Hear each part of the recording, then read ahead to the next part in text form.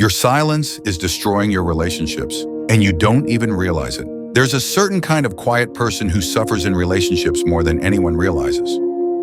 Not because they're weak, not because they're incapable, but because from a very young age, you learned that the safest place in the room was the smallest one. You became fluent in silence the way other people become fluent in language. You learned how to read the shift of someone's breath. You memorized the weight of a sigh. You could predict an argument before it began because your nervous system was always scanning for danger. And so, you mastered the art of disappearing. Not physically, but emotionally. You didn't speak unless you were sure it was safe. You didn't express needs because needs felt like burdens. You didn't take up space because space was something other people deserved more than you. But here's the paradox. The same quietness that protected you in childhood is the same quietness that sabotages you in adulthood. The same silence that kept the peace back then now destroys your intimate connections today. In relationships, you become the person who never complains, the person who never asks for more, the person who gives, adapts, endures, quietly, endlessly, invisibly, until one day you reach emotional burnout that no one sees coming. Your partner says, "But you never told me."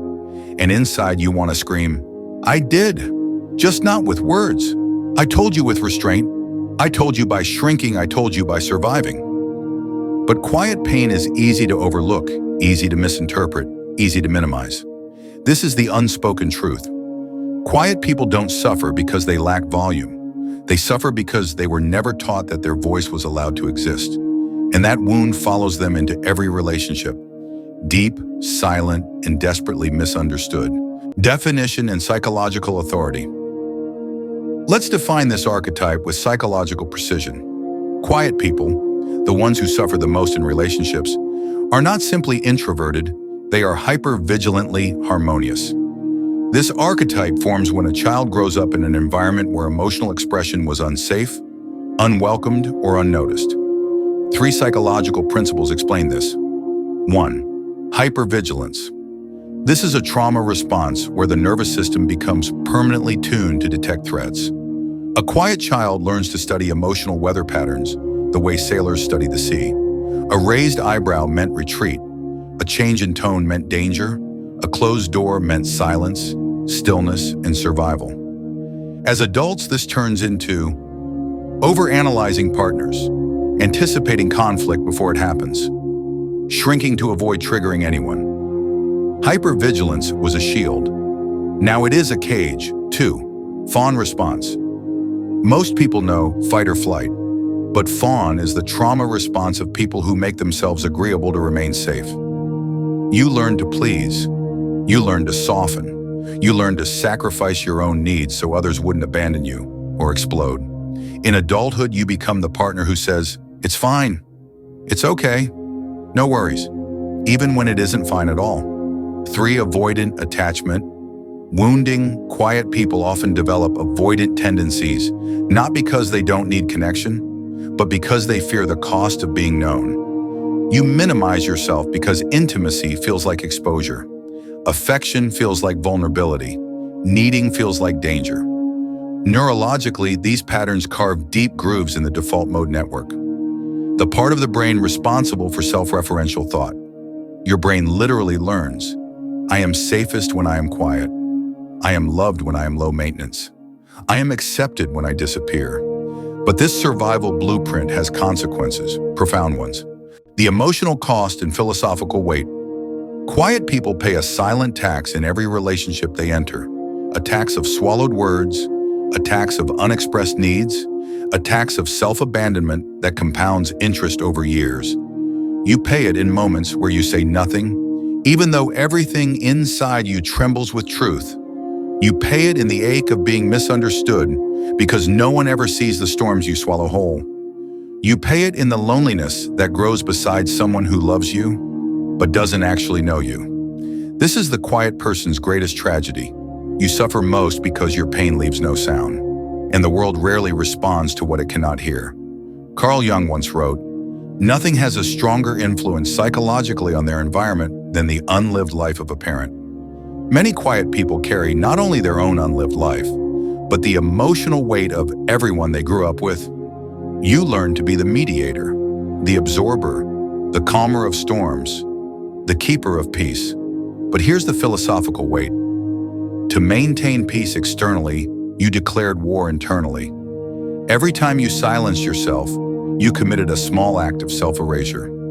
Every time you chose harmony over honesty, you confirmed the childhood lesson. My feelings are too much. My needs are an inconvenience.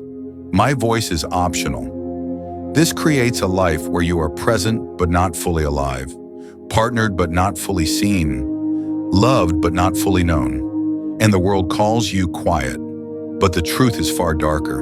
You are wounded by your own adaptation. Adult manifestation in the unlearning. So what does this look like in real adult relationships? You might see yourself in these patterns. 1. You apologize for everything, not because you're wrong, but because you were raised to prevent escalation. Every sorry is a ghost from your past too.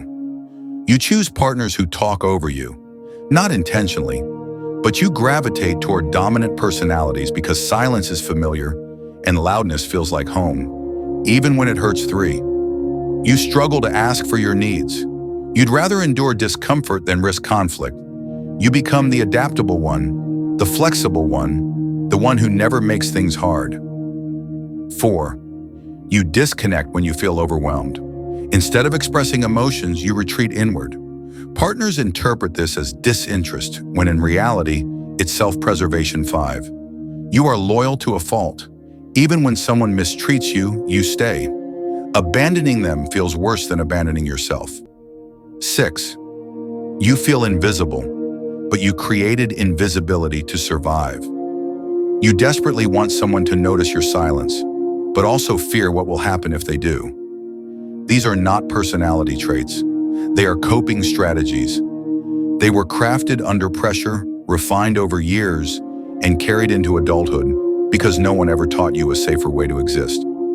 The first step to unlearning is witnessing, seeing the pattern without shame, understanding the origin without blame, saying, "This isn't who I am.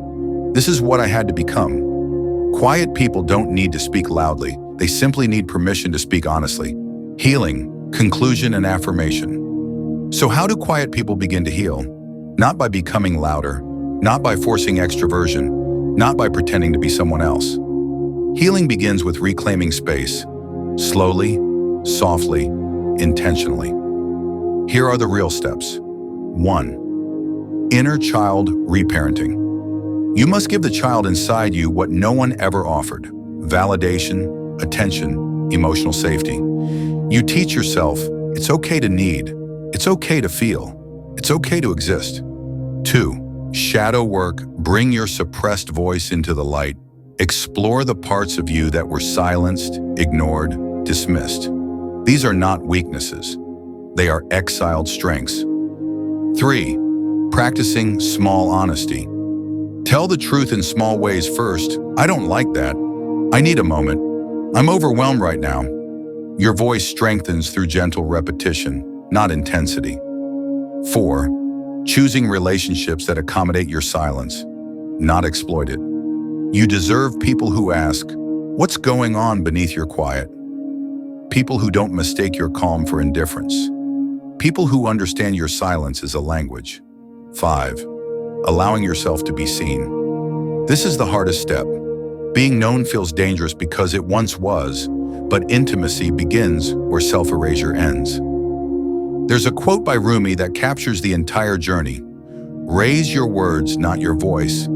It is rain that grows flowers, not thunder." Healing for quiet people is not about becoming thunder. It is about letting your rain nourish the parts of you that have been dry for years. You don't need to be loud to be heard. You don't need to be dramatic to be understood. You don't need to suffer in silence to be loved. Your quietness was once a shield, but it was never meant to become your identity. Let this be your reminder. You are allowed to take up space. You are allowed to speak. You are allowed to be fully, unapologetically, unmistakably human. If this video spoke to you, deeply, quietly, privately, share it, subscribe, and stay with this community, because you deserve a life where your silence is a choice, not a prison. You don't need fixing. You just need permission to be whole.